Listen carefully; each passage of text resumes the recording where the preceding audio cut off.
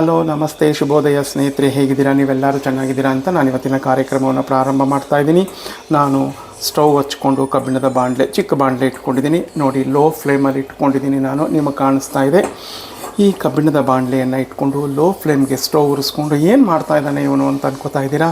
ಹೌದು, ಈಗ ವೆದರ್ ಹೇಗಿದ್ರು ಚೇಂಜ್ ಆಗ್ತಾಯಿದೆ. ಒಂದೊಂದ್ಸರಿ ಬಿಸಿಲಿರುತ್ತೆ, ಭಾರಿ ಗಾಳಿ ಇರುತ್ತೆ, ಶೀತ. ನಮ್ಮ ಅಣ್ಣನಿಗೆ ತುಂಬ ಶೀತ ಆಗೋದ್ರೆ ಎರಡನೇ ಅಣ್ಣನಿಗೆ ಉಸಿರಾಟದ ತೊಂದರೆ ಆಗುತ್ತೆ.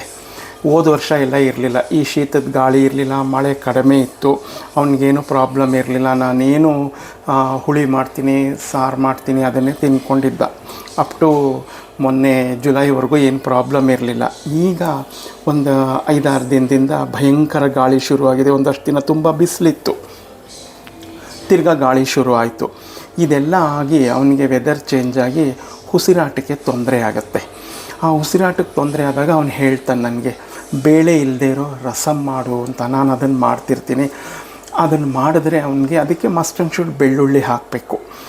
ಆ ರಸಮ್ನ ಮಾಡಿದ್ರೆ ಅವನಿಗೆ ಆರೋಗ್ಯ ಸುಧಾರಿಸುತ್ತೆ. ಅಂದರೆ ಅದು ರಾತ್ರಿ ಹೊತ್ತು ಮಾತ್ರ, ಮಧ್ಯಾಹ್ನದ ಹೊತ್ತು ನಾವು ಮಾಡಿರ್ತಕ್ಕಂಥ ಮಾಮೂಲಿ ಹುಳಿಯನ್ನೇ ಹಾಕ್ಕೊತಾನೆ. ರಾತ್ರಿಗೆ ಈ ರಸಮ್ನ ಮಾಡಿದ್ರೆ ಪುಡಿ ಹುರ್ಕೊಂಡು ಅವನಿಗೆ ತುಂಬ ರಿಲೀಫ್ ಸಿಗುತ್ತೆ. ಆರಾಮಾಗಿ ನಿದ್ದೆ ಮಾಡ್ತಾನೆ, ತೆಳ್ಳಿಗೆ ಕಲಿಸ್ಕೊಂಡು ಊಟ ಮಾಡ್ತಾನೆ. ಅವನಿಗೆ ಸುಧಾರಣೆ ಕಾಣುತ್ತೆ ಆರೋಗ್ಯದಲ್ಲಿ. ಆದ್ದರಿಂದ ನಾನು ಈ ರಸಮ್ ಪುಡಿಯನ್ನು ಮಾಡೋಕ್ಕೆ ಈಗ ರೆಡಿ ಮಾಡ್ಕೊತಾ ಇದ್ದೀನಿ.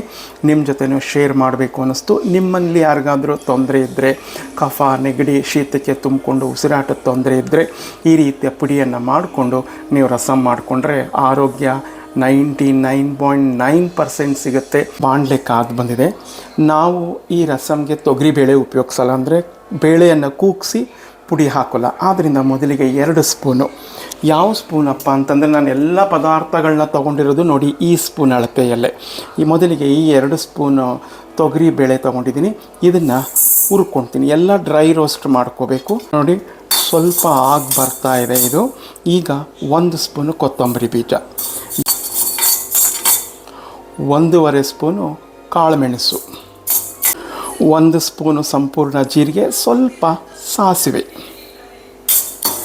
ಈಗ ನಿಮ್ಮ ಮನೆಯ ಖಾರಕ್ಕೆ ಅನುಗುಣವಾಗಿ ಒಣಮೆಣಸಿನ್ಕಾಯಿ ಬ್ಯಾಡಿಗೆ ಬೇಕಾದ್ರೂ ತೊಗೊಳ್ಳಿ, ಗುಂಟೂರಾದ್ರೂ ತೊಗೊಳ್ಳಿ.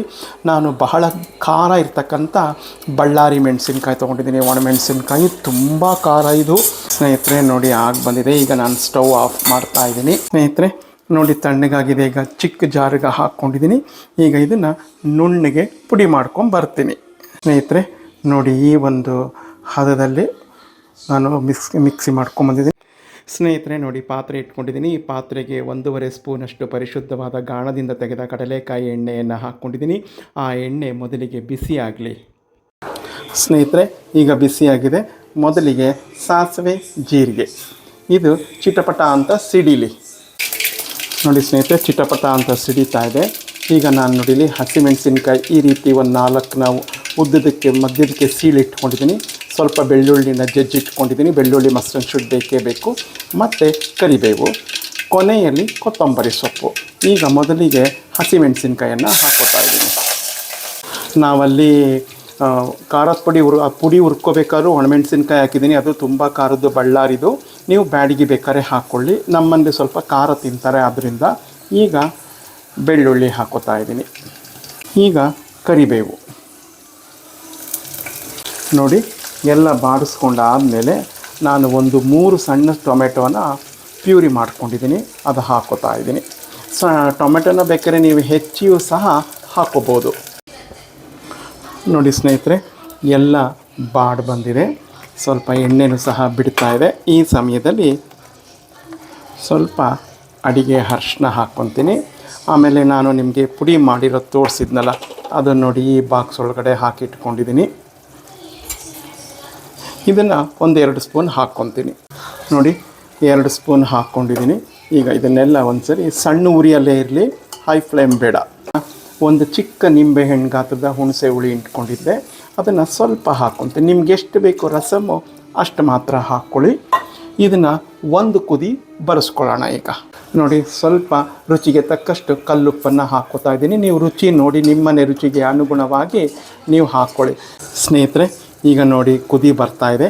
ನಿಮಗೆ ಎಷ್ಟು ಬೇಕೋ ಅಷ್ಟು ನೀವು ರಸಮ್ಗೆ ನೀರನ್ನು ಹಾಕ್ಕೋಬೋದು. ನಾನು ಸ್ವಲ್ಪ ಪೂರ್ತಿ ಹಾಕ್ಕೊತೀನಿ. ಬಿಸಿ ಬಿಸಿ ಅನ್ನಕ್ಕೆ ಬಿಸಿ ಬಿಸಿಯಾಗಿ ತಿನ್ನೋಕ್ಕೆ ತುಂಬ ರುಚಿಯಾಗಿರುತ್ತೆ. ಎಲ್ಲರೂ ತಿಂತೀವಿ ಮತ್ತು ಊಟ ಆದಮೇಲೆ ಕುಡಿತೀವಿ. ಆದ್ದರಿಂದ ಇದು ಉಸಿರಾಟ ತೊಂದರೆ ಇರೋರಿಗಂತೂ ಮನೆ ಮದ್ದು. ಇದನ್ನು ನೆನ್ಪಿಟ್ಕೊಳ್ಳಿ.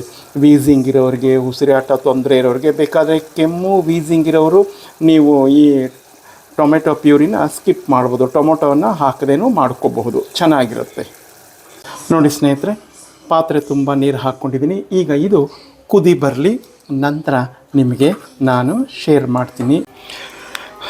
ಸ್ನೇಹಿತರೆ ನೋಡಿ, ಕುದಿ ಬರ್ತಾಯಿದೆ. ಉಪ್ಪು, ಹುಳಿ, ಖಾರ ಎಲ್ಲ ಅದ್ಭುತವಾಗಿದೆ, ಸಖತ್ತಾಗಿದೆ. ತಿನ್ನೋಕ್ಕೆ, ಕುಡಿಯೋಕ್ಕೆ ಎಲ್ಲ. ಈಗ ಸ್ಟವನ್ನು ಆಫ್ ಮಾಡ್ತಾಯಿದ್ದೀನಿ. ಕೊನೆಗೆ ಕೊತ್ತಂಬರಿ ಸೊಪ್ಪನ್ನು ಹಾಕ್ತಾಯಿದ್ದೀನಿ. ನೀವು ಒಮ್ಮೆ ಈ ರೀತಿ ಮಾಡ್ಕೊಳ್ಳಿ. ಉಸಿರಾಟದ ತೊಂದರೆ ಇದ್ದರೆ, ಕೆಮ್ಮಿದ್ದರೆ, ಕಫ ಶೀತಕ್ಕೆ ಬಂದಿದ್ದರೆ ಟೊಮೆಟೊನ ಸ್ಕಿಪ್ ಮಾಡಿ. ಇಲ್ಲ ಅಂತಂದರೆ ಮಾಮೂಲಿ ಉಸಿರಾಟದ ತೊಂದರೆ ಏನಾದರೂ ಇತ್ತು ಅಂತಂದರೆ ನೀವು ಈ ರೀತಿಯನ್ನು ಮಾಡಿಕೊಂಡು ಕುಡೀರಿ. ತುಂಬ ಚೆನ್ನಾಗಿರುತ್ತೆ. ತುಪ್ಪ ಹಾಕ್ಕೊಂಡು ಅನ್ನಕ್ಕೆ ತಿಂತಿದ್ರಂತೂ ನಾವು ಆರೋಗ್ಯಕರವಾಗಿರೋರ್ಗಂತೂ ಇನ್ನೂ ಚೆನ್ನಾಗಿರುತ್ತೆ. ಒಂಥರ ಹ್ಯುಮಿನಿಟಿ ಬೂಸ್ಟ್ ಅಂತಾರಲ್ಲ, ಹಾಗೆ ಈ ಒಂದು ರಸಮ್ಮು ಮಾಡೋ ವಿಧಾನ ಸಂಪೂರ್ಣವಾಗಿ ತೋರಿಸಿದ್ದೀನಿ. ನೀವು ಮಾಡಿ ನೋಡಿ, ತಿಂದು ಹೇಗಿತ್ತು ಅಂತ ನನಗೆ ಕಮೆಂಟ್ನಲ್ಲಿ ತಿಳಿಸಿ. ಹೊಸದಾಗಿ ನನ್ನ ಚಾನಲ್ನ ಯಾರಾದರೂ ನೋಡ್ತಿದ್ರೆ ದಯಮಾಡಿ ನೀವು ನಮ್ಮ ಚಾನಲ್ನ ಸಬ್ಸ್ಕ್ರೈಬ್ ಮಾಡಿಕೊಂಡು ನಮ್ಮ ಜೈ ಗಣೇಶ ಕುಟುಂಬದ ಸದಸ್ಯರಾಗಬೇಕು ಅಂತ ಕೇಳ್ಕೊತೀನಿ. ಮತ್ತೊಂದು ಆರೋಗ್ಯಕರವಾದ ಹಾಗೂ ಇಂಟರೆಸ್ಟಿಂಗ್ ವಿಡಿಯೋ ಒಂದಿಗೆ ಬರ್ತೀನಿ. ಎಲ್ಲರಿಗೂ ನಮಸ್ಕಾರಗಳು. ಜೈ ಗಣೇಶ.